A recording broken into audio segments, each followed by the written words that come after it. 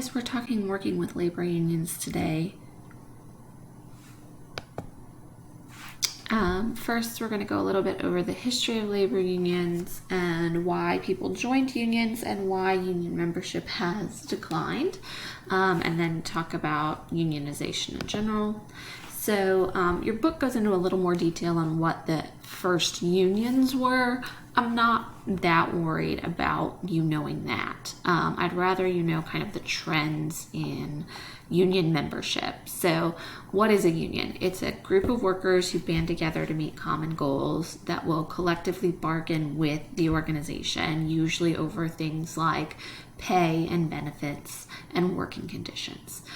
So why do people join unions? Well, they want better pay, better benefits, and they want to ensure that there's fairness in the workplace. So, for example, if it seems like the people getting promoted are not necessarily the people who work the hardest, but the people who are related to the bosses or are good at sucking up or something else, people will be more likely to think the workplace is unfair and be more apt to join a union if the opportunity presents itself. Generally, people in unions do get higher pay and benefits than those who are not in unions, which is why often management wants to avoid unions to cut costs and also to avoid dealing with them and having to collectively bargain, because it does mitigate their control over making decisions somewhat.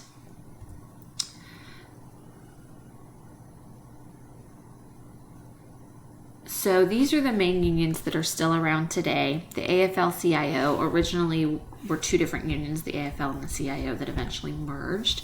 The CTW includes the Teamsters, and then there are also, of course, independent unions. The national body of the union, like the national AFL-CIO organization, does things like lobby the government for changes in laws, resolves disputes between unions, helps organize national protests, and things like that, whereas the local branches deal more with your particular problems in your particular manufacturing plant or something like that. So unions kind of rose to power, of course, because employees were unhappy with their working conditions. So what has changed? Why are there so many challenges facing unions today? Well, the nature of work is one thing. We have less of a manufacturing-based economy. Fewer people are working in manufacturing and other traditionally unionized professions. Another thing is that labor laws have gotten better, so there are more protections in place for people in terms of hours worked, the wages they receive, benefits, things like that, than there were in the past. Globalization is also a challenge because, a company can decide, well, if my local workforce is going to unionize and raise my labor costs and make things more difficult for me, I'll just outsource some of my functions and get that work done outside of the U.S., where I'm less likely to find a unionized workforce. Companies may focus very strongly on not unionizing. If you've ever been in an area where a plant or an organization was considering unionizing, you may have received flyers in the mail about why unionizing is not a good idea, even if you didn't work at the plant. Like, it's very common for companies to kind of campaign rather aggressively against unionization. And then the unions themselves have not always had a good reputation. Just as employers don't always have good reputation, unions have been known to be corrupt and to, be out for high dues without necessarily providing something beneficial for the workers. So all of those things provide challenges for unions today. Okay, so this is where a lot of people get stuck. There are a lot of laws regarding unions, and these are the ones that I want you to know. The Norris-LaGuardia Act was the one that provided the first right to bargain free from interference, restraint, or coercion, and made yellow dog contracts unenforceable. So companies could no longer say, we'll only hire you if you will agree to never join a union. The Wagner Act, which is probably more commonly known as the National Labor Relations Act, banned more unfair labor practices, provided for secret ballot elections, and created the National Labor Relations Board. So that was pretty important. The NLRB is the one that allows, people to have their grievances heard outside of the organization, basically. So the NLRB oversees all kind of collective bargaining and union employer issues. So there was a place to go if we couldn't work things out or if we felt like things were being unfair. The Taft-Hartley Act passed in 1947, and that put restrictions on unions. So the Wagner Act and the Norris-LaGuardia Act both put some restrictions on employers. The Taft-Hartley Act put restrictions on unions. So there were a lot of strikes during that period, and so the Wagner Act, or the National Labor Relations Act, had already been passed, which addressed unfair labor practices on the part of the company. The Taft-Hartley Act focused on unfair acts on the part of the unions. So it outlawed strikes that were not authorized by the unions, which are called wildcat strikes. Those are now considered illegal. It also prohibited secondary actions, which is also known as a sympathy strike. So it disallowed unions from going on strike in sympathy for another union. It set out some rights of employees and employers, and also allowed the president to bar national emergency strikes. So this has been used before to get air traffic controllers back to work, and things like that, where them being out for an extended period of time would really cause a problem for the nation as a whole. And then the Landrum-Griffin Act provided a Bill of Rights for union members, basically protecting union members from the union themselves. Here again, just laying out all of the laws. I'm not going to ask you about the Railway Labor Act. It was kind of the first one, but since it's only applicable to railways and airlines, I'm really going to focus on the other four here. So no Norris-LaGuardia, Wagner, Taft-Hartley, and Landrum-Griffin, and know that I may refer to the Wagner Act as National Labor Relations Act, or I might refer to it as the Wagner Act because it is known by both names. All right, so what happens? How do unions come about in organizations? Basically, it usually starts with employee dissatisfaction. And so either representatives of the union will start reaching out to employees, or employees will reach out to the union and say, we're not happy, we need the strength of collective bargaining, we want to start a union. And then there's an initial meeting where they get signatures on a petition, basically to move forward with unionization. At least 30% of employees need to sign off on that to move forward. And then there's a secret ballot election that the NLRB administers to make sure everything is fair. If the company won't accept just like checking union membership cards. And there needs to be a majority. 51% have to agree that they want to unionize, and then the union will be certified to bargain on behalf of the employees. So this is what employers cannot do during the unionization process. If they note that employees are starting to gather and want to collectively bargain, you cannot threaten to fire or otherwise punish kind of the rabble-rousers, the ones who are trying to join the union or get the union started. You can't threaten to fire them once they're unionized. If a union comes here, then we'll just lay you all off. You can't do that.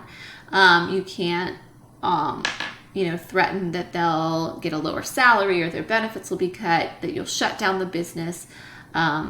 You can't prevent people from talking to each other about the union. So member solicitation during non-working hours. So if you have a lunch break where they're not getting paid, you can't stop them from talking to each other over the lunch break. And you can't ask employees, are you planning to vote for the union or not? So what can employers do? Well, if there's no union and no talk of having a union, the first thing you want to do is make sure that pay, benefits, etc. are kind of in line with competitors, that employees are generally satisfied, that there's not a lot of disgruntlement or complaints about things being unfair. You want to kind of survey your employees and make sure that everybody's relatively happy with what's going on. If you start to get talk about unionization within an organization, you want to try to respond to employee issues. There's a reason why they are talking about unionizing. Are there concessions you can do right now? Are there policies you can change that would make them happy without going to the step of joining a union? And talk about how you would handle the union vote if it actually happens. Then if the union vote is requested, the things that you can do is remind employees that union dues are costly. Remind employees that they could be forced to go on strike and you don't get paid while you're on strike. And depending upon the type of strike, you could lose your job if you go on strike. Remind them that this means more bureaucracy, that group issues will be discussed and bargained over, but that your individual issues, if you have a personal issue that only applies to you, that might not be dealt with and the union's not going to help you with it. And many benefits in unionized workforce are based on seniority only. So higher salaries, better benefits are based on how long you've been with the company and been a part of the union, more so than your performance. And so for younger employees, that might not be so appealing. Here's our little recap of the chapter. This is also at the end of the chapters. I'm not going to read all of these for you guys. I think you can read it, a little recap, all that sort of stuff.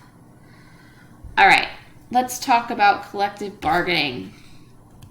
So management keeps the right to manage and operate the business, hire, promote, and discharge employees, direct the work of employees, and establish operational policies. Now, there can be some negotiation over how hiring, promotions, and discharges happen, however. And if there is an investigation into employee misconduct, they can have a union rep there with them. So you still have the right to hire, promote, and discharge, but the union might have some say in some of that stuff. And then you can decide whether to do a checkoff provision where you basically take the dues out of paychecks and give it to the union rather than union members having to pay the union directly. All right, these are the different types of union organizations or agreements, things like that. Union shop requires a person to join the union within a certain time period of joining the organization. That is not legal in every state.